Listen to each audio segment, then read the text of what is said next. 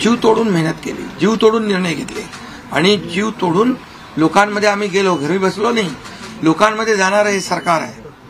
मी असेल, दोन्ही उपमुख्यमंत्री असतील, आम्ही जे काय केलं काम, ते काम केलं, मनापासून केलं. आणि मी सांगतो तुम्हाला, माझ्या शरीरात रक्ताचा शेवटचा थेंब असेपर्यंत मी जे काम करेन ते या महाराष्ट्रातल्या जनतेसाठीच करेन.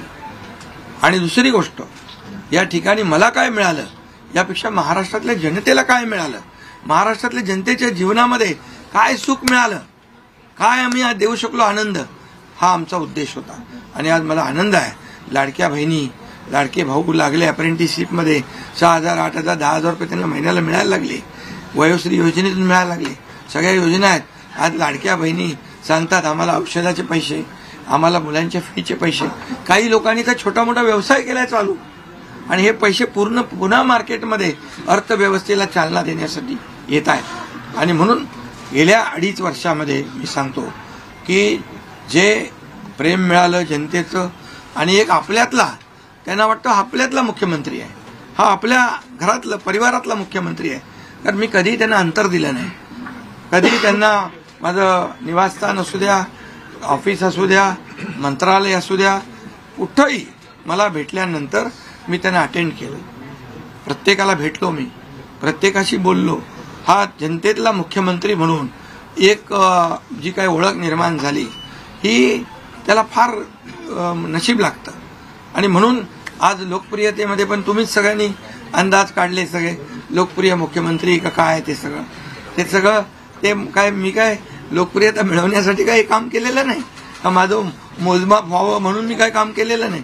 मी काम केलं त्या महाराष्ट्रातल्या जनतेच्या जीवनामध्ये सरकार म्हणून आम्ही काय देऊ शकतो ते आम्ही देण्याचा प्रयत्न केला.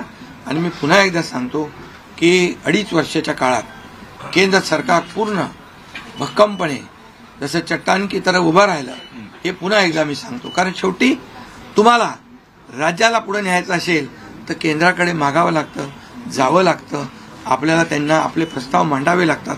आणि म्हणून जवळपास 2-2.5 वर्षामध्ये लाखो कोटी रुपयाची निधी आम्ही केंद्राकडून मिळवला. आणि म्हणून मी आपल्याला सगळ्यांना या ठिकाणी धन्यवाद पण देईन. आणि आपल्याला हे सांगेन की जे काही आता सगळं या राज्यामध्ये असं वाटतंय की काय एवढी सगळी मेजॉरिटी आली, एवढं सगळं आलं, आणि मग हे कुठे थांबलंय, कुठं घोडं अडलंय, कुठे घोडं अडलं बिडलं नाही. मी तुम्हाला सांगतो, मी अगदी मन मोकळेपणाचा माणूस आहे, मोकळ्या मनाचा माणूस आहे. मी कुठेही कुठलंही धरून ठेवणं, ताणून धरणं असल्यातला माणूस नाही आहे. मी सांगितलं, माझ्या सगळ्या पदांपेक्षा सक्का लाडका भाऊ हे पद आहे. नवीन ओळख जी आहे ती एक नशिबाने मिळते, मोठी आहे. आणि म्हणून मी स्वतः काल आदरणीय प्रधानमंत्री मोदी साहेबांना मी फोन केला होता. मी त्यांना फोन करून सांगितलं की सरकार बनवताना, तुम्हाला निर्णय घेताना कुठलं काही असं अडचणीचं आहे किंवा अडचण आहे माझ्यामुळे किंवा आणखी कुणामुळे, हे कधी मनात आणू नका. तुम्ही आम्हाला मदत केलेली आहे, तुम्ही आम्हाला 2.5 वर्ष संधी दिली या ठिकाणी या राज्याचा विकास करण्यासाठी, या राज्यामध्ये उद्योगधंदे आणण्यासाठी, सगळं करण्यासाठी. त्यामुळे तुम्ही निर्णय घ्या.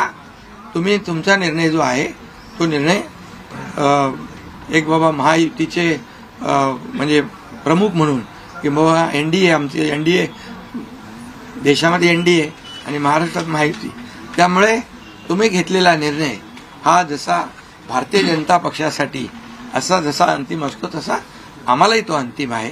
त्यामुळे तुम्ही निर्णय घेताना कुठलंही काही असं वाटू नका की माझी अडचण आहे का, एकनाथ शिंदे काय अडचण आहे का, बिलकुल नाही. त्यामुळे मी काल मोदी साहेबांनाही फोन केला, अमित शाह साहेबांनाही फोन केला. माझ्या भावना त्यांना मी सांगितल्या की सरकार बनवताना माझा कुठलाही अडसर मनामध्ये ठेवू नका. तुम्ही जो निर्णय घ्यायचा तो तुम्ही निर्णय घ्या आणि तो निर्णय मला मान्य असेल. आणि त्यामुळे मी आज आपल्याला सांगू इच्छितो की कुठे गेला ते, आज आपल्याला मी सांगू इच्छितो, एवढं काम आपण केलेलं आहे, एवढं आपण काम केलंय. त्यामुळे काम तर तुमच्या समोर आहे आणि काम करत राहणारा कार्यकर्ता आहे. त्यामुळे काम आपल्याला करायचं आहे. पुन्हा महायुती म्हणून ही महायुती मजबूत आहे.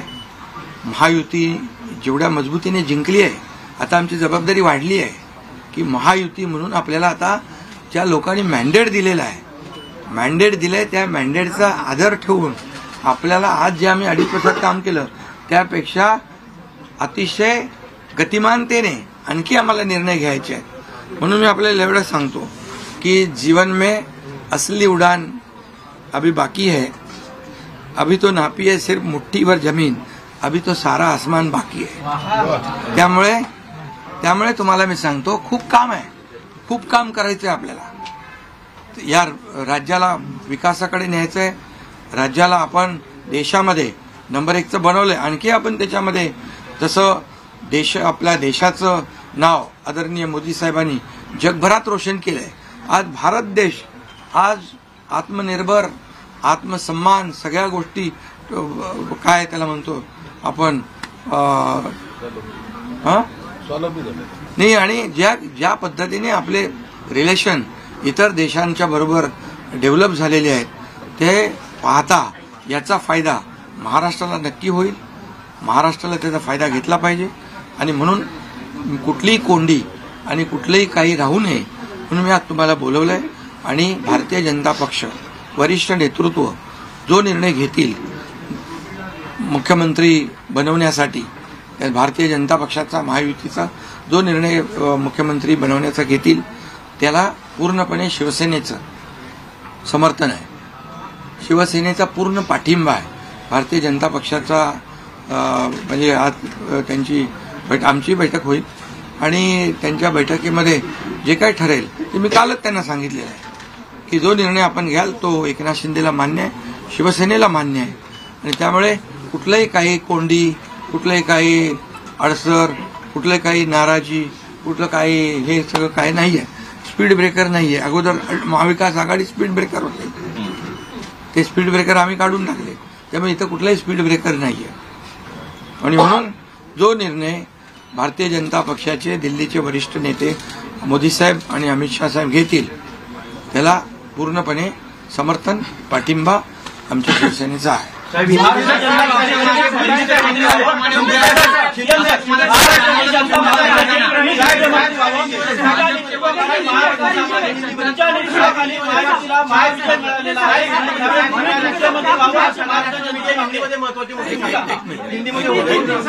अगला कदम आपका पहले मैं सभी पत्रकारों का स्वागत करता हूं. आज हमारे राज्य में जो महायुति को जीत हासिल हुई है, इसलिए पहले तो मैं सभी मतदाताओं को बहुत बहुत धन्यवाद देता हूं, उनका आभार व्यक्त करता हूं.